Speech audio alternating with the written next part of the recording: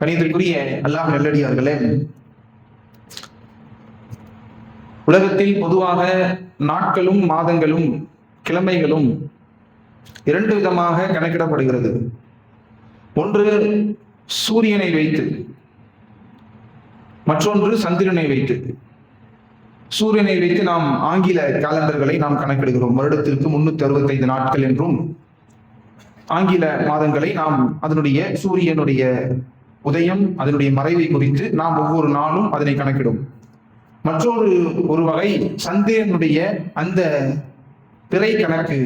இஸ்லாத்தின் அடிப்படையில் சந்திரனை வைத்துத்தான் நாட்களும் கிழமைகளும் கணிக்கப்படுகிறது, அடையாளப்படுத்தப்படுகிறது. அதே போன்று ஆண்டுகளை எப்படி கணக்கிடுகிறோம்? உலக வரலாற்றில் நாம் பார்க்கிற போது கிபி, கிமு என்றும் BC-AD என்றும், அதாவது கிறிஸ்து பிறப்பதற்கு முன்பும் கிறிஸ்து பிறப்பதற்கு பின்பு என்று வருடங்கள் கணக்கிடப்படுகிறது. அரபுலகத்தில் இப்படியாக கணக்கிடப்படலை. அதல்லாமல் பல நாடுகள்ல இப்படி கணக்கிடப்பட்டாலும் ரசூலுல்லாஹி ஸல்லல்லாஹு அலைஹி வஸல்லம் அவர்களுடைய காலம் முதற்கொண்டு ரசூலுல்லாஹ்வுடைய வரவிற்கு முன்பதாகவும் அரபுலகத்தில் குறிப்பிட்ட சில நிகழ்வுகளை மையப்படுத்தி ஆண்டுகளை கணக்கிட்டார்கள். உதாரணத்திற்கு, ஒரு மன்னர் வாழ்ந்தார் என்று சொன்னால் அந்த மன்னருடைய பிறப்பை வைத்து அந்த மன்னருக்கு முன்னால், அந்த மன்னருக்கு பின்னால் என்று ஆண்டுகள் கணக்கிடப்பட்டது, அடையாளப்படுத்தப்பட்டது.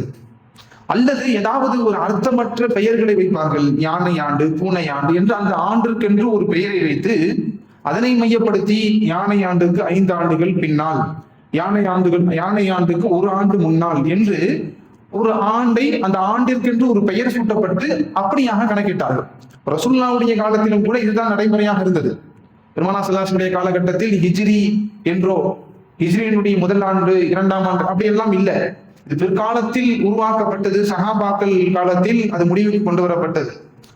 ஆக ரசூலுல்லாஹி ஸல்லல்லாஹு அலைஹி வஸல்லம் காலத்துக்கு முன்பு வரைக்கும் அர்த்தமற்ற ஏதாவது ஒரு நிகழ்வுகளை மையப்படுத்தித்தான் ஆண்டுகள் என்ன செய்யப்பட்டது, அடையாளப்படுத்தப்பட்டது. எது வரைக்கும் சொன்னா, ரசூலுல்லாஹ்வுடைய காலத்திற்கு பின்னால் அபூபக்கர் ரலியல்லாஹு அவர்கள் ஆட்சி செய்தார்கள். அவர்களுக்கு பின்னால் உமர் ரலியல்லாஹு அவர்கள் ஆட்சி புரிந்தார்கள். கிட்டத்தட்ட உமர் ரலியல்லாஹு அவர்கள் 4 வருடம் கலிஃபாவாக ஆட்சி புரிந்த பின்னால் இந்த முடிவு எடுக்கப்பட்டது. எப்படி? ஒரு சஹாபி உமர் ரலியல்லாஹுடைய ஆட்சிக்கு கீழே ஒரு மாநிலத்தில் கவர்னராக இருந்தவர்கள் அபு மூசா அல்-அஷ்அரி ரலியல்லாஹு அவர்கள் உமர் ரலியல்லாஹு அவர்களுக்கு ஒரு கடிதம் ஒன்றை அனுப்புகிறார்கள். என்ன கடிதம்னு சொன்னா, ஆண்டுகளை சரியான முறையில அடையாளப்படுத்த முடியல, முன்னுக்கு பின் தவறுதலாக அது புரிந்து கொள்ளப்படுகிறது. உதாரணத்திற்கு, யானை ஆண்டுக்கு 1 வருஷத்துக்கு முன்னால அல்லது 2 வருஷத்துக்கு பின்னால, ரசூலுல்லாஹ்வுடைய மறைவுக்கு அடுத்த வருஷம் அல்லது முந்தின வருஷம், இப்படியெல்லாம் சொல்லும் போது அதை அக்யூரேட்டாக, அதனை துல்லியமாக சொல்ல முடியவில்லை. நாம் இதற்கு ஏதாவது ஒரு மாற்று வழியை கொண்டு வரணும், அதற்கு நீங்க முயற்சி செய்யுங்கள் சொல்லி அபு மூசா அல்-அஷ்அரி ரலியல்லாஹு அவர்கள் உமர் ரலியல்லாஹு அவர்களுக்கு ஒரு கடிதம் எழுதுகிறார்கள். உமர் ரலியல்லாஹு அவர்கள் யோசித்தார்கள், இது நல்ல யோசனை தான், நமக்கென்று ஒரு ஆண்டு வேண்டும், நமக்கென்று ஒரு அடையாளம் வேண்டும், என்ன செய்யலாம்? அப்போது இருந்த அத்தனை சஹாபாக்களையும் ஒன்று கூட்டுகிறார்கள். முக்கியமான சஹாபாக்கள் எல்லோரும் ஒன்று கூடி விட்டார்கள். உமர் ரலியல்லாஹு அவர்கள் ஒரு ஆலோசனை மசோராவை அங்கே நடத்துகிறார்கள். என்ன செய்யலாம்? எதை வைத்து நாம் நம்முடைய ஆண்டினுடைய துவக்கத்தை முடிவு செய்யலாம்? இப்ப ஆண்டு நமக்குன்னு உருவாக்கணும்னு முடிவு செஞ்சாச்சு. இப்ப இந்த கணக்கீடு எதிலிருந்து துவங்கப்படுவது? 4 ஆப்ஷன், 4 விஷயங்களை சொன்னாங்க. ஒன்று, ரசூலுல்லாஹ் பிறந்த வருடம், அதிலிருந்து கணக்கிட ஆரம்பிப்போம். ரசூலுல்லாஹ் எப்ப பிறந்தாங்களோ அது ஹிஜ்ரியினுடைய முதல் வருஷம். அப்படி கணக்கிட்டோம் சொன்னா, கிட்டத்தட்ட ரசூலுல்லாஹ் மறைந்து ஒரு 10 வருடங்கள் இருக்கும்னு சொன்னா 10-12 வருடங்கள். அப்போ ஹிஜ்ரியினுடைய கணக்கு வச்சோம்னா 63 + 12, அப்போ ஒரு ஹிஜ்ரி 23 அல்லது 75 அப்படி என்ன செஞ்சுக்கலாம், அதுல இருந்து துவங்கலாம். அப்படி ஒரு ஆலோசனை. 2வது ஆலோசனை, ரசூலுல்லாஹ் மறைந்த வருஷத்திலிருந்து என்ன செய்வோம், கணக்கு சொல்லுவோம். ஹிஜ்ரியினுடைய முதல் வருஷம், 2வது வருஷம், ரசூலுல்லாஹ்வுடைய மறைவிலிருந்து துவங்குவோம். 3வது ஆப்ஷன் என்னன்னா, ரசூலுல்லாஹ்வுக்கு நபி பட்டம் கிடைச்சதில்ல, அந்த வருடத்திலிருந்து துவங்குவோம், ஹிஜ்ரி முதல் வருஷத்தை துவங்குவோம். 4வது ஆப்ஷன் தான் என்ன, மக்காவிலிருந்து மதீனாவிற்கு வந்தோம்ல, அதிலிருந்து ஹிஜ்ரத்தினுடைய முதல் வருடத்தை துவங்குவோம் என்று சொல்லி 4 விதமான ஆலோசனைகள் செய்யப்பட்டது. முதல் விஷயம், ரசூலுல்லாஹ்வுடைய பிறப்பிலிருந்து துவங்கினால், இது ஏற்கனவே நசராணிகள் அப்படி செய்கிறார்கள், கிறிஸ்து பிறப்புக்கு முன்னால், கிறிஸ்து பிறந்ததற்கு பின்னால். இப்ப ஏற்கனவே இவர்கள் இதை நடைமுறைப்படுத்துகிறார்கள், அதனால் அதை செய்ய வேண்டாம். ரசூலுல்லாஹ்வுடைய பிறப்பை கொண்டாடுவதை போன்று, அதை மையப்படுத்துவதை போன்று ஒரு தோற்றம் இருக்கு, வேண்டாம்னு சொன்னாங்க. இரண்டாவது, ரசூலுல்லாஹ்வுடைய இறப்பிலிருந்து என்ன செய்வோம், இந்த ஆண்டை உருவாக்குவோம் சொன்னபோது, ரசூலுல்லாஹ்வுடைய இறப்பிலிருந்து நாம் உருவாக்கணும்னா இதுவும் ஒரு வித கொண்டாட்டம் தான். ரசூலுல்லாஹ் இறந்ததுல இருந்து வருஷத்தை கணக்கு பண்ணோம்னு சொன்னா ரசூலுல்லாஹ்வுடைய இறப்பை கொண்டாடுவதை போன்று ஆகிவிடும், அதனால் வேண்டாம். மூன்றாவது, ரசூலுல்லாஹ்வுடைய நபிப்பட்டத்தை என்ன செய்வோம், ரசூலுல்லாஹ்வுக்கு 40வது வயசுல என்ன செய்யப்பட்டது, நபிப்பட்டம் கிடைத்தது, அதிலிருந்து துவங்குவோம் என்று சொன்னாங்க. அதற்கு பின்னால் இது சரி, ரசூலுல்லாஹ்வுக்கு ஒரு நபிப்பட்டம், அது ஒரு நல்ல துவங்குதல் தான் என்றால், அடுத்து ஒரு ஆப்ஷன் இருக்குது, ஹிஜ்ரத் என்கிற பயணம், மக்காவிலிருந்து மதீனாவிற்கு வந்த பயணம், இந்த பயணத்திலிருந்து துவங்குவோம் அப்படின்னு சொல்லப்பட்ட போது, நான்காவதாக சொல்லப்பட்ட இந்த விஷயம் எல்லோராலும் அங்கீகரிக்கப்பட்டது. ஏன்னா இஸ்லாம் அங்கிருந்துதான் வளர ஆரம்பித்தது. இஸ்லாம் என்கிற வேர் அங்கிருந்துதான் ஒரு செடியாக முளைக்க ஆரம்பித்தது. இஸ்லாத்தினுடைய வளர்ச்சியை அடையாளப்படுத்தும் விதமாக, இஸ்லாமுடைய வளர்ச்சியை நினைவுபடுத்தும் விதமாக ஹிஜ்ரத்தை அங்கிருந்து துவங்குவோம் என்று எல்லா சஹாபாக்களும் என்ன செய்யறாங்க, ஒத்துழைக்கிறார்கள். அந்த அடிப்படையில் தான் ஹிஜ்ரி என்கிற இந்த வார்த்தை, ஹிஜ்ரத் மக்காவிலிருந்து மதீனாவிற்கு புலம்பெயர்ந்து சென்ற சஹாபாக்கள் செய்த பயணத்தை அடையாளப்படுத்தும் விதமாக ஹிஜ்ரி என்கிற பெயர் இங்கே சூட்டப்படுகிறது. ஹிஜ்ரி முதல் ஆண்டு. அந்த வகையில் மக்காவிலிருந்து மதீனாவுக்கு ரசூலுல்லாஹ் வந்து இன்றோடு 1447 வருடங்கள் நிறைவு பெற இருக்கிறது என்பதை நாம் புரிந்து கொள்ள முடியும். கண்ணியமானவர்களே, ஹிஜ்ரி இதனுடைய பின்னணி வரலாறு என்பது இதுதான். ஹிஜ்ரத் ஏன் இதற்கு முக்கியத்துவம் கொடுக்கப்பட்டது? முன்னால் சொன்ன 4 ஆலோசனைகளை விட இந்த ஆலோசனைக்கு ஏன் முக்கியத்துவம் கொடுக்கப்பட்டதுன்னு சொன்னா, சஹாபிகள் அதனை உணர்ந்து வைத்திருந்தார்கள். என்ன உணர்ந்து வைத்திருந்தார்கள்? அல்லாஹ்வும் ரசூலும் ஹிஜ்ரத்திற்கு கொடுத்த முக்கியத்துவத்தை உணர்ந்து வைத்திருந்தார்கள். ஏனென்று சொன்னால், இந்த ஹிஜ்ரத்தினுடைய பயணம் முழுக்க முழுக்க இறைவனுக்கு மட்டும் செய்யப்பட்டது. அவர்களுக்காக வேண்டியோ, அவங்க வியாபாரத்துக்காக வேண்டியோ, அவங்க வாழ்வாதாரத்துக்காக வேண்டியோ செய்யப்பட்ட பயணம் அல்ல. நாம் ஒரு ஊரை விட்டு ஒரு ஊருக்கு போகிறோம் என்று சொன்னால் நமக்கான காரணங்கள் என்னவாக இருக்கும்? ஊர் சரியில்லை, அல்லது வசதி வாய்ப்புகள் கம்மியா இருக்கு, பிள்ளைகளுக்கு பள்ளிக்கூட வசதிகள் சரியா இல்ல, பள்ளிவாசல் தூரமாக இருக்கு, அல்லது வேற ஏதாவது உலகம் ரீதியான காரணங்கள் இருக்கலாம். வேலை வாய்ப்புகள் அங்கே இருந்தா வேலைக்கு போயிட்டு வர வசதியா இருக்கும். இப்படி நமக்கு மருத்துவ தேவை, இப்படி நம்முடைய தேவைக்காக வேண்டி நாம் என்ன செய்வோம், ஒரு ஊரில் இருந்து மற்றொரு ஊருக்கு போவோம். ஆனால் முழுவதுமாக மாறுபட்டு ஹிஜ்ரத் என்கிற இந்த பயணம் முழுக்க முழுக்க அல்லாஹ்விற்காக மட்டும், ரசூலுல்லாஹ்விற்காக மட்டும். பெருமானார் ஸல்லல்லாஹு அலைஹி வஸல்லம் சொன்னார்கள், அதனால் இந்த ஊரில் இருந்து நாங்க என்ன செய்யறோம், போறோம். என்ன செஞ்சாங்க? அத்தனையும் அவர்கள் துறந்தார்கள். அவர்கள் வாழ்ந்தது, அவர்கள் பராமரித்தது, அவர்கள் வளர்த்தது, அவர்கள் செய்த வியாபாரம், அவர்கள் கட்டிய வீடு, அவர்கள் செய்த விவசாயம், அவர்களுக்கு சொந்தமான நிலம், அத்தனையும் அப்படியே துறந்து விட்டு அவர்கள் நிராயுதபாணியாக அவர்கள் மதீனாவிற்கு சென்றார்கள். இப்ப இந்த அர்ப்பணிப்பு, இந்த தியாகம், இந்த தியாகத்தினுடைய வெளிப்பாடு தான் அல்லாஹ் அவர்களுக்கு பல்வேறு சலுகைகளை சொன்னான். மஹாஜிரீன்கள் என்கிற அந்தஸ்தை கொடுத்தான், அவர்களுக்கு பாவம் மன்னிக்கப்படும் என்கிற அந்த நற்செய்தியை கொடுத்தான், அந்த வாழ்த்து செய்தியை கொடுத்தான். இந்த உலகத்திலும் அவர்கள் நல்ல முறையிலே வாழ்வார்கள், நாளை மறுமையிலும் அதைவிட சிறப்பாக அவர்கள் வாழ்வார்கள் என்கிற நற்செய்திகளை அவர்களுக்கு கொடுத்தான். கனிமானவர்களே, இந்த இஸ்லாத்தில் ரெண்டு விஷயம் மிகப்பெரிய ஒரு திருப்பு முனையாக அமைந்தது. ஒன்று, இந்த ஹிஜ்ரத்தினுடைய பயணம். அது வரைக்கும் இஸ்லாம் வளரவே இல்லை. சொற்பமான நபர்கள் தான் இஸ்லாத்திற்குள்ளாக வந்தார்கள். ஹிஜ்ரத்தினுடைய பயணத்துக்கு முன்பாக வரைக்கும் வெளிப்படையாக அவர்களால் ஒன்றுமே செய்ய முடியவில்லை, வெளிப்படையாக பாங்கு சொல்ல முடியவில்லை, வெளிப்படையாக தொழுக முடியவில்லை, அல்லாஹ்வை பற்றி வெளிப்படையாக பொது இடத்தில் வைத்து பேச முடியவில்லை. குஃபார்கள் அதற்கு அனுமதிக்கவில்லை. எப்போது ஹிஜ்ரத் செய்தார்களோ அப்போதுதான் அவர்களுக்கென்று பள்ளிவாசல் கட்டினார்கள், அவர்களுக்கென்று மதரசாவை கட்டினார்கள். போர் ஆரம்பமானது, பத்ர் போரிலே வென்றார்கள், மன்னர்களுக்கு அழைப்பு விடுத்தார்கள், இஸ்லாத்தை நோக்கி சாறை சாறையாக மக்கள் உள்ளே வந்தார்கள். இதனுடைய துவக்கம் எது? ஹிஜ்ரத் என்கிற அந்த பயணம். இது இஸ்லாத்துல மிகப்பெரிய ஒரு திருப்பு முனையாக அமைந்தது. இஸ்லாமிய வரலாற்றுல 2 மிகப்பெரிய திருப்பு முனை. ஒன்று இந்த ஹிஜ்ரத், 2வது தான் பத்ரினுடைய போர். பத்ர் போர் வரைக்குமே சஹாபிகள்ல ரொம்ப குறைவானவர்கள் தான் இஸ்லாத்துல இருந்தாங்க. 313 சஹாபாக்கள் தான் பத்ர் போரிலேயே என்ன செஞ்சாங்க, கலந்து கொண்டாங்க. பத்ர் போரினுடைய வெற்றிக்கு பின்னால் தான் மிகப்பெரிய மாற்றம் இஸ்லாத்தில் ஏற்பட்டது. சஹாபாக்கள் பல்வேறு நாடுகளுக்கு பரவி சென்றார்கள், பல்வேறு போர்கள் நடந்தது. இஸ்லாத்தை குறித்து எல்லா மக்களும் அறிய ஆரம்பித்தார்கள். ரசூலுல்லாவை பற்றி மற்ற நாடுகள்ல பேச ஆரம்பித்தார்கள். மற்ற அரசர்கள் ரசூலுல்லாவை நோக்கி வர ஆரம்பித்தார்கள். இஸ்லாம் பரவி பழியது. இதற்கு முக்கியமா ரெண்டு விஷயம். ஒண்ணு ஹிஜ்ரத் என்கிற இந்த பயணம், இரண்டாவது பத்ர் போர். கண்ணியமானவர்களே, ஒரு இஸ்லாத்தின் வழியாக வாழ முடியாத ஒரு இடத்திலிருந்து அல்லாஹ்விற்காக வேண்டி, இஸ்லாத்திற்காக வேண்டி செய்யப்படுகிற இந்த பயணத்துக்கு போய் ஹிஜ்ரத் என்கிற பயணம். இந்த பயணத்தை ரசூலுல்லாஹ்வும் சஹாபிகளும் தான் முதலா செய்தார்களா என்றால் இல்லை. நபிமார்கள் இது போன்று செய்திருக்கிறார்கள், சஹாபாக்கள் செய்திருக்கிறார்கள், வலிமார்கள் செய்திருக்கிறார்கள், இமாம் பெருமக்கள் செய்திருக்கிறார்கள். ஏன் நீங்க வரலாற்றை எடுத்து பார்த்தோம்னு சொன்னா, இஸ்லாமிய வரலாற்றில் நபி இப்ராஹிம் அலைஹிஸ்ஸலாம் அவர்கள் என்ன செய்திருக்கிறார்கள்? அவர்கள் பிறந்தது ஈராக். ஆனால் அவர்கள் மிகப்பெரிய ஒரு 3 நாடுகளுக்கு பயணம் செய்தார்கள், மக்காவிற்கு வந்தார்கள். மூசா அலைஹிஸ்ஸலாம் அவர்கள் மிஸ்ர் தேசத்திலிருந்து மதீனை நோக்கி சென்றார்கள். இப்படி நபிமார்கள் ஒரு ஊரிலிருந்து, ஒரு நாட்டிலிருந்து மற்றொரு நாடுகளுக்கு சென்றிருக்கிறார்கள். அல்லாஹ் அது குறித்தெல்லாம், ஹிஜ்ரத்தை குறித்தெல்லாம் பேசியிருக்கிறார். நபிமார்கள் ஒரு நாட்டிலிருந்து அல்லாஹ்விற்காக வேண்டி மற்றொரு நாட்டிற்கு சென்ற வரலாறுகளை பேசியிருக்கிறார். இப்ப இஸ்லாமிய வரலாற்றை எடுத்து பார்த்தோம்னு சொன்னா, சஹாபாக்கள்ல ஒரு 10,000 குறைவானவர்கள் தான் மக்காவிலும் மதீனாவிலும் அடக்கப்பட்டிருந்தார்கள். அதை தாண்டி அத்தனை சஹாபாக்களுமே உலகத்தில் பல்வேறு நாடுகளுக்கு சென்றார்கள். சஹாபாக்களுடைய பிறந்த ஊர் மக்காவும் மதீனாவும் இருந்தாலும் கூட வெறும் 10,000 குறைவானவர்கள் தான் ஜன்னத்துல் பக்கீ போன்ற சுற்றியுள்ள பகுதிகளில் அடக்கப்பட்டிருக்கிறார்கள். இப்ப மீதமுள்ள சஹாபாக்கள் எங்க போனாங்க? உலகத்தில் பல்வேறு ஊர்களுக்கு சென்றார்கள்.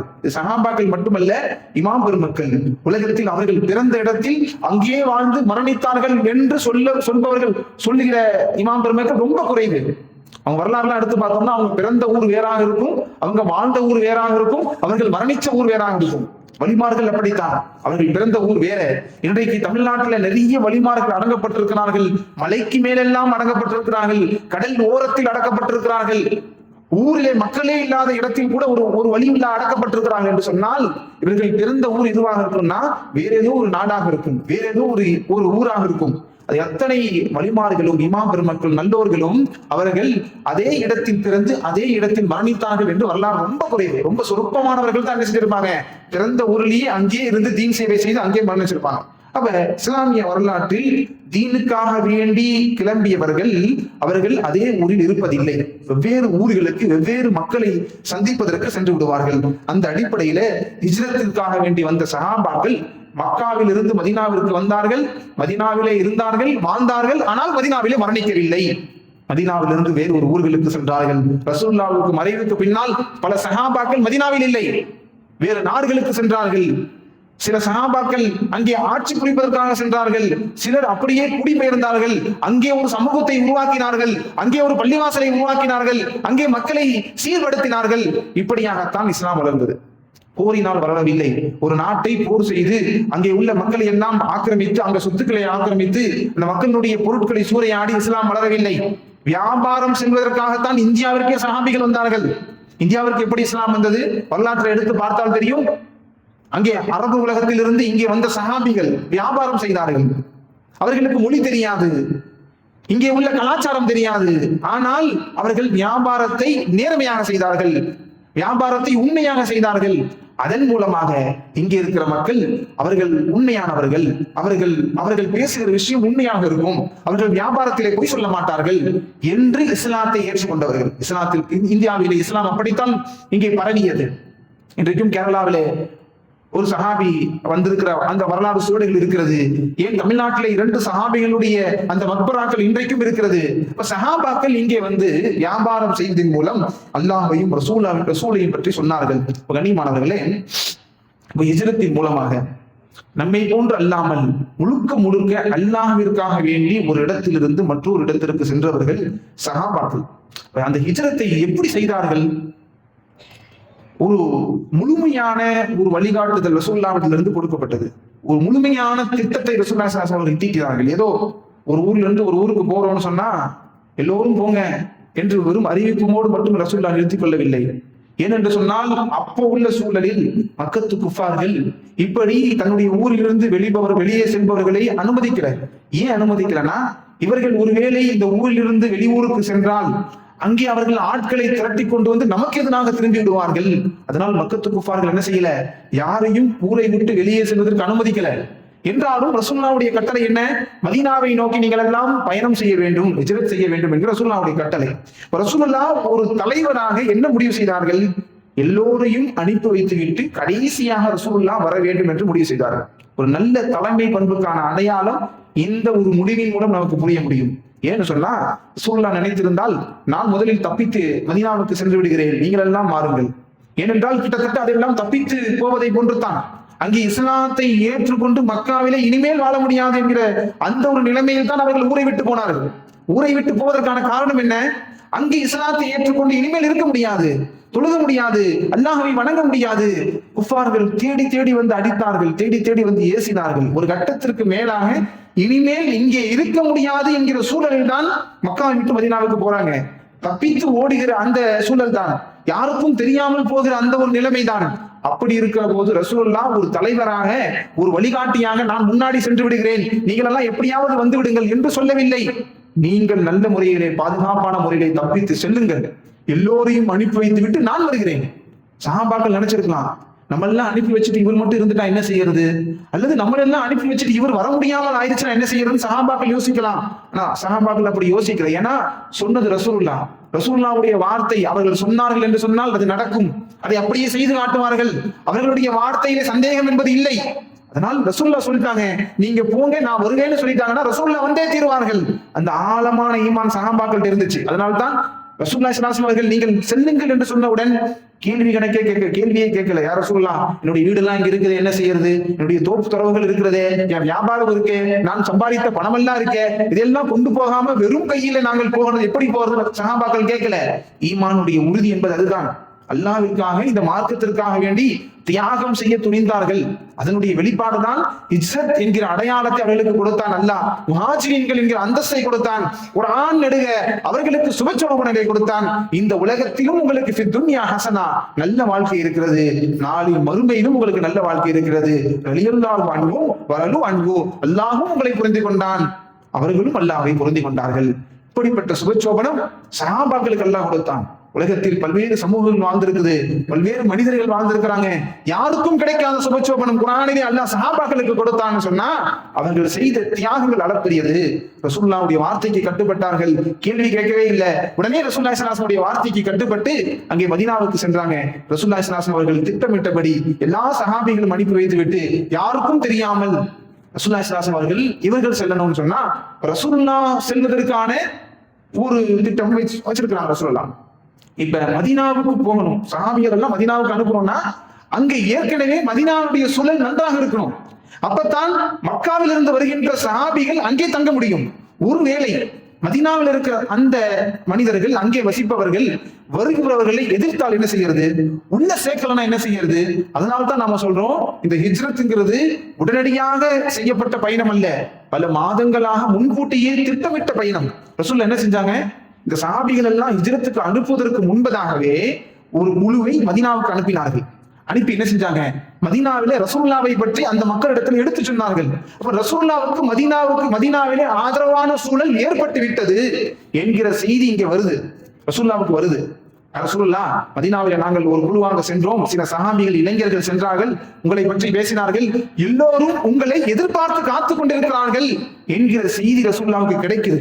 அப்ப இங்க ரசூலுல்லாஹ் முன்கூட்டியே என்ன செஞ்சிட்டாங்க, இந்த சஹாபிகள் எல்லாம் அங்க போனாலும் அவர்களை ஆதரிக்கிற எண்ணத்தில் அவர்கள் இருக்கணும். அப்ப முன்கூட்டியே திட்டமிட்டு இதெல்லாம் செஞ்சுட்டாங்க. சஹாபாக்கள் எல்லாம் அனுப்பி வைத்து விட்டார்கள். ரசூலுல்லாஹ் இப்ப என்ன செய்யணும், போகணும். ரசூலுல்லாஹி ஸல்லல்லாஹு அலைஹி வஸல்லம் அவர்கள் போகணும்னு சொன்னா குஃபார்கள் சுற்றி, மக்காவை சுற்றி எல்லா பக்கமும் என்ன செஞ்சிருக்கிறாங்க, பாதுகாப்பு போட்டிருக்கிறாங்க. வழக்கமாக மக்காவிலிருந்து மதீனாவிற்கு செல்கின்ற அந்த பாதையில ரசூலுல்லாஹ்வால் செல்லவே முடியாது. ஏனென்று சொன்னால் அங்கே ஏற்கனவே முற்றுகையிடப்பட்ட ஆட்கள் நிற்கிறார்கள். ரசூலுல்லாஹ் என்ன செய்யணும், வேறு ஒரு மாற்று பாதையிலே செல்ல வேண்டும். என்ன செய்யறாங்க, ஒரு 14 நாட்கள் அதுக்கான திட்டமிடல், எப்படி போகணும், எந்த வழியில போகணும், அதற்கு ஒரு வழிகாட்டியை ரசூலுல்லாஹ் ஏற்படுத்தினார்கள். பயணத்திற்கு கூட வருவதற்கு அபூபக்கர் அவர்கள் ஒன்றாக வைத்துக் கொண்டார்கள். இவர்கள் ஆங்காங்கே ஒளிந்து தங்கி கொண்டிருக்கிற இடத்தில் உணவு கொண்டு வருவதற்கு ஒரு ஆளை ஏற்பாடு செய்தார்கள். அவர்களுக்கு செய்தியை கொடுப்பதற்கு ஒரு ஆளை ஏற்பாடு செய்தார்கள். அவர்களுக்கு பால் கறந்து கொடுப்பதற்கு ஒரு ஆளை ஏற்பாடு செய்தார்கள். இப்படி 14 நாட்கள் ரசூலுல்லாஹ் திட்டமிட்டு நேரடியாக குபாவிற்கு சென்றார்கள், அங்கிருந்து மதீனாவுக்கு சென்றார்கள். இங்கே குஃபார்கள் சுற்றி மக்காவில் இருக்கிற அத்தனை பேருடைய எல்லோரும் பாதுகாப்புக்கு என்று ரசூலுல்லாவை எப்படியாவது பிடித்து விட வேண்டும் என்று முற்றுகையிட்டு இருக்கிறாங்க. ஆனா ரசூலுல்லாஹ் என்ன செஞ்சாங்க? அவருடைய கண்ணில் மண்ணை தூவி விட்டு இங்கே சென்றார்கள். நமக்கு தெரியும் ஒரு பிரபலமான சம்பவம். ஒரு சமயத்துல குஃபார்கள் நெருங்கி விட்டார்கள். எந்த அளவுக்கு நெருங்கிட்டாங்கன்னா, அவர்கள் குனிந்து பார்த்தால் ரசூலுல்லாஹ் மறைந்திருப்பது தெரியும். சவுரனுடைய புகையில ரசூலுல்லாஹ்வும் அபூபக்கர் அவர்களும் ஒளிந்திருக்கிறார்கள். இந்த இடத்தில் அல்லாஹ் அவர்களுக்கு உதவுகிறான். இவர்கள் செய்த முயற்சி திட்டம் எல்லாம் அந்த அடுத்த பக்கம் என்ன இருந்தாலும், நாம் நம்மளுடைய புறத்திலிருந்து என்ன செய்தோம்? அல்லாஹ்விடத்துல நாம் உதவி கேட்கிறோம். நமக்கு ஒரு விஷயம் தேவைப்படுதுன்னா, நாம ஒரு விஷயத்துல இறங்குறோம்னா அல்லாஹ்விடத்துல உதவி கேட்கிறோம். அல்லாஹ்வுடைய உதவி நேரடியாக நமக்கு கிடைத்து விட வேண்டும் என்று எண்ணுகிறோம். ஆனால் அதற்கு நாம் என்ன செய்தோம் என்று இருக்கிறது இல்லையா? நாம் என்ன உழைப்பு செய்தோம், நாம் என்ன முயற்சி செய்தோம், நாம் என்ன தயாரிப்பு செய்தோம், இதெல்லாம் செஞ்சு வச்சுட்டு தான் அல்லாஹ்விட்ட உதவி கேட்க முடியும். ஒரு மாணவர் படிக்கிறாருன்னா அவருடைய தேர்வில் அவர் வெற்றி பெறணும் அல்லாஹ்விட்ட துஆ செய்யறாருன்னா முதல்ல அவர் படித்திருக்கணும், அதற்கான தயாரிப்பு வச்சிருக்கணும், அங்கே பரீட்சையிலே அவர் எழுதியிருக்கணும். இதெல்லாம் செஞ்சுட்டு அல்லாஹ்விடத்துல உதவியை கேட்கிற போது அந்த இடத்தில் அல்லாஹ்வுடைய உதவி கிடைக்கும். ஒரு சமயத்துல நாம முயற்சி செய்து அந்த முயற்சி தோல்வியுற்றால் கூட அல்லாஹ்வுடைய உதவியால் அங்கே நமக்கு வெற்றி கிடைக்கும். இதுதான் அல்லாஹ்வுடைய உதவி. நாம எந்த விதமான முயற்சியுமே செய்யாம அல்லாஹ்விடத்துல உதவியை நேரடி உதவி எதிர்பார்த்தோம்னா ஒண்ணும் கிடைக்காது. அதனால சொல்லுவாங்க, ஒட்டகத்தை கட்டி வைத்து விட்டு அல்லாஹ்விடத்துல பாதுகாப்பு கேளுங்க. ரசூலுல்லாஹ் எல்லா திட்டங்களும் செஞ்சாங்க, எல்லா விதமும் செஞ்சுட்டாங்க. இப்ப சவுர் கோகையில ஒளிஞ்சிருக்கிறாங்க. இப்போது அல்லாஹ்விடத்துல கேட்கிறாங்க, துஆ செய்யறாங்க. அப்ப அல்லாஹ் உதவி செய்யறான். எதை கொண்டு உதவி செய்யறான்? இந்த குஃபார்கள் அற்பமானவர்கள் என்பதனை இந்த உலகத்திற்கு காட்டுவதற்காக அல்லாஹ் என்ன செய்யறான்? ஒரு சிலந்தியினுடைய கூடு என்ன செய்யுது? குகையினுடைய வாசலை மறைத்திருக்கிறது. இந்த குஃபார்கள் காவலாளிகள் 2 பேர் என்ன செய்யறாங்க? யோசிக்கிறாங்க, இந்த சிலந்தினுடைய வலையை அவர்கள் உடைக்காமல், அதை அழிக்காமல் உள்ளே போக முடியாது. அவர்களுடைய எண்ணம் அப்படித்தானே இருக்கும். குகையினுடைய வாசல்ல சிலந்தி வலை இருக்குது. உலகத்திலே ரொம்ப பலகீனமான வீடுன்னு சொன்னா அது சிலந்தியினுடைய வீடுதான். ஊதினால் பறக்கும் சிலந்தி வலை. அப்படி இருக்கிற போது அந்த வலைக்கு ஒண்ணுமே ஆகாமல் அவர்கள் உள்ளே சென்று இருக்க வாய்ப்பில்லை என்கிற அளவுக்கு அவர்களுக்கு அல்லாஹ் எண்ணத்தை கொடுக்கிறான். ஆனா உள்ளதான் இருக்கிறாங்க. உபுக்கெல்லாம் கேட்கிறாங்க பக்கத்துல இருந்து, யார சொல்லலாம், இந்த குஃபார்கள் எல்லாம் வாசல்ல நிக்கிறாங்களே, இவர்கள் நம்மை பிடித்து விட்டால் என்ன செய்வது? அப்போது சொன்னாங்க, அவர்கள் சொன்ன வார்த்தை புகாரில இமாம் அவர்கள் பதிவு செய்தாங்க. என்ன வார்த்தை?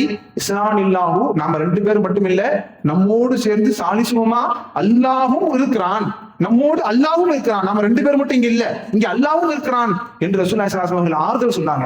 அந்த வகையில சவுரு குகையிலிருந்து அவர்கள் அங்கே தப்பித்து மதீனாவுக்கு சென்றார்கள்.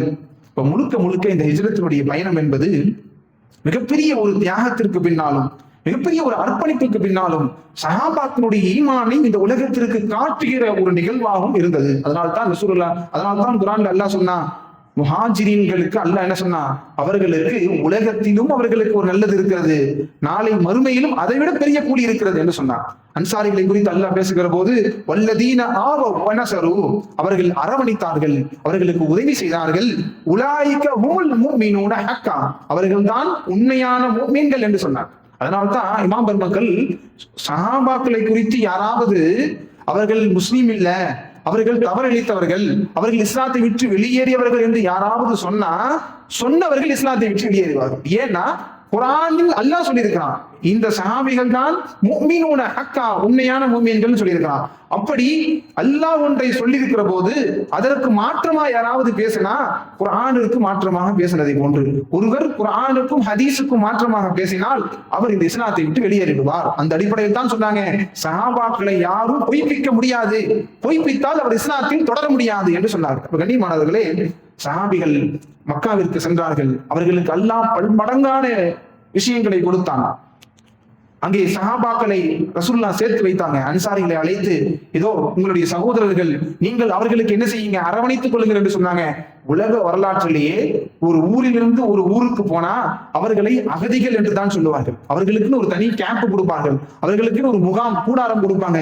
இப்படித்தான் உலக வரலாற்றில் ஒரு நாட்டை விட்டு ஒரு நாடு, ஒரு ஊரை விட்டு ஒரு ஊரை வந்தவர்களுக்கு அவர்களுக்கான நாளாந்திர அங்கீகாரம் தான் கொடுக்கப்படும். உலக வரலாற்றிலேயே இப்படி ஒரு ஊரை துறந்து மற்றொரு ஊருக்கு சென்று அங்கே அவர்கள் மிகப்பெரிய அளவிலே வளர்ந்தார்கள் என்று சொன்னால் மக்காவாசிகள் மட்டும்தான், முஹாஜிர்கள் மட்டும்தான். அப்துர் ரஹ்மான் இப்னு அவ்ஃப் ரலியல்லாஹு அவர்கள் வெறும் ஒரு கயிறை கொண்டு போனார்கள். ரசூலுல்லாஹ் எல்லாத்துக்கும் என்ன செஞ்சாங்க? சஹாபாக்களை இணைத்து வைக்கும் போது அன்சாரி சஹாபாக்கள் அவருடைய தோட்டம் 2 தோட்டம் இருந்தால் ஒரு தோட்டத்தை கொடுத்தார்கள், அவரிடத்துல 2 வீடு இருந்தால் ஒரு வீட்டை கொடுத்தார்கள். இப்படி எல்லாம் சஹாபாக்களுக்கு மத்தியிலே பரஸ்பரம் செய்து வைத்துக் கொண்டிருக்கிற போது அப்துர்ரஹ்மான் இப்னு அவ்ஃப் சொன்னாங்க, எனக்கு இதெல்லாம் வேண்டாம், எனக்கு கடை வீதி எங்கே இருக்கிறது என்று காட்டுங்கள். ஒரே ஒரு கயிறை வைத்திருக்கிறார்கள் கையில. கடை வீதிக்கு போறாங்க. ஒரு திருகத்தை கடனாக வாங்குகிறார்கள். ஒரு திருகத்தை 2 திருகமாக மாற்றினார்கள். 2ஐ 4ஆக மாற்றினார்கள். சரியாக 1.5 வருடத்தில் மக்கா மதீனா மட்டுமல்ல, சுத்தி உள்ள அரபு நாடுகளிலேயே மிகப்பெரிய பணக்காரராக அப்துர்ரஹ்மான் இப்னு அவ்ஃப் மாறினாங்க. சரியாக 5 வருடத்திலே அவர்கள் மக்கா வெற்றியின் போது 500 ஒட்டகம் சரக்கோடு நின்றது, அவர்கள் பெயரால் நின்றது. கிட்டத்தட்ட 500 கப்பல் முழுக்க சரக்கோடு இருந்தால் எவ்வளவு பெரிய ஒரு வியாபார பொருளோ அந்த அளவுக்கு உண்டான பொருளை வைத்திருந்தார்கள். மிகப்பெரிய ஒரு வியாபாரியாக மாறினாங்க. எப்படி வந்தாங்க? மக்காவிலிருந்து ஒரு கயிறை கொண்டு வந்தார்கள். 5 வருடம். இன்றைக்கு தெரியும் வியாபாரம் செய்பவர்கள் என்னவெல்லாம் கஷ்டப்படுகிறார்கள், அந்த வியாபாரத்தை முன்னேற்றுவதற்கு என்னவெல்லாம் பாடுபடுகிறார்கள். இங்கே அவர்கள் உதவி, அல்லாஹ்வுடைய வாக்கு இங்கே கொடுக்கப்பட்டது. நீங்க முஹாஜிரீன்கள் நீங்கள் செல்லுங்கள். முஹாஜிரீன்கள் மக்காவிலிருந்து மதீனாவுக்கு வந்து யாரும் அவர்கள் அங்க எல்லாத்தையும் விட்டுட்டு வந்ததுனால இவர்கள் எல்லாம் ஏழைகளாக ஆகிட்டாங்கன்னு வரலாறு இல்ல. அவங்க அந்த சொத்துக்களை விட்டுட்டு வந்ததுனால இங்க அவர்கள் மோசமான சூழலில் மரணித்தார்கள் என்று வரலாறு இல்ல. மக்காவாசிகள் இங்கே வந்து வியாபாரம் செய்தார்கள். மக்காவை மிகப்பெரிய அந்த நகரமாக மாற்றினார்கள். முஹாஜிரீன்களுக்கு அல்லாஹ் அப்படிப்பட்ட ஒரு சிறப்பை கொடுத்தான். நிறைய வரலாறுகள் இருக்கிறது. ஹிஜ்ரத்தை முன்னிறுத்தி மட்டும் பல்வேறு செய்திகள் இருக்கிறது, பல்வேறு சம்பவங்கள் இருக்கிறது. ஒவ்வொரு சஹாபியும் எப்படி மக்காவிலிருந்து மதீனாவிற்கு வந்தார்கள், என்னவெல்லாம் கஷ்டப்பட்டார்கள், என்னவெல்லாம் ரசூலுல்லாஹ்விடத்திலே வாழ்த்து பெற்றார்கள் என்று பல்வேறு செய்திகள் இருக்கிறது. கண்ணியமான அல்லாஹ்வின் நல்லடியார்களே, நாம் இந்த ஹிஜ்ரத்தினுடைய இந்த சம்பவம், இந்த நிகழ்வுக்கு பின்னால் புரிந்து கொள்ள வேண்டிய விஷயம், இந்த ஹிஜ்ரத்தினுடைய அடிப்படையாக கொண்டு நமக்கு ஹிஜ்ரி 1ஆம் ஆண்டு என்று துவங்கப்பட்டது. என்றைக்கு ஹிஜ்ரத் செய்தார்களோ அன்றிலிருந்து ஹிஜ்ரத் முதல் வருடம் என்று துவங்கப்பட்டது. அந்த ஹிஜ்ரத்தினுடைய நிகழ்வுக்கு பின்னால் சஹாபாக்களுடைய தியாகங்கள் இருக்கிறது, அர்ப்பணிப்புகள் இருக்கிறது. அவர்கள் அல்லாஹ்விற்காக வேண்டி எதையும் செய்ய துணிவார்கள் என்கிற செய்தி அங்கே இருக்கிறது. இந்த ஹிஜ்ரத்தின் மூலமாக இந்த உம்மத்திற்கு அல்லாஹ் தருகின்ற படிப்பனையும் பாடமும் அதுதான். இந்த இஸ்லாத்திற்காக வேண்டி நாம் சொற்பமானதை கொடுத்தால் கூட அல்லாஹ் அதற்கு பதிலாக மிகப்பெரிய ஒரு விஷயத்தை கொடுப்பான் என்று சொன்னார்கள். அப்ப சஹாபாக்கள் விட்டு வந்த அந்த சொற்பமான இடங்களுக்கு மத்தியில் அவர்கள் வைத்திருந்த வீடுகள், பொருளாதாரம், இவைகளுக்கெல்லாம் பகரமாக அல்லாஹ் மிகப்பெரிய ஒரு அந்தஸ்தை கொடுத்தான். அவர்களுக்கு குர்ஆனிலே வாழ்த்தை சொன்னான். அங்கே அவர்களுக்கு உலகத்தில், அதனால்தான் குர்ஆனிலே வசனம் எப்படி வருது? ஃபிதுன்யா ஹஸனா, உலகத்திலும் நீ நல்ல முறையில வாழ்வீங்க, நாளை மறுமையிலும் நல்ல முறையில வாழ்வீங்கன்னு சொன்னாங்க. அந்த அடிப்படையில் சஹாபாக்கள் வாழ்ந்து விட்டு சென்றார்கள். அதாவது ரசூலுல்லாஹ் சொன்னாங்க, அஸ்ஸஹாபியு கன்னஜூமி, என்னுடைய சஹாபாக்கள் நட்சத்திரத்தை போன்றவர்கள், ஃபபி ஐயும் யகது தைத்தும் யகது தைத்தும், அவர்கள் நீங்கள் யாராவது ஒருவரை பின்பற்றினால் கூட உங்களுடைய வாழ்வில் நீங்கள் வெற்றி பெறுவீர்கள் என்று பெருமானார் ஸல்லல்லாஹு அலைஹி வஸல்லம் சொன்னார்கள். அந்த வகையில சஹாபாக்களை பின்பற்றி வாழ்கின்ற நன்மக்களாக வல்ல ரஹ்மான் நம் அனைவரையும் ஆக்கி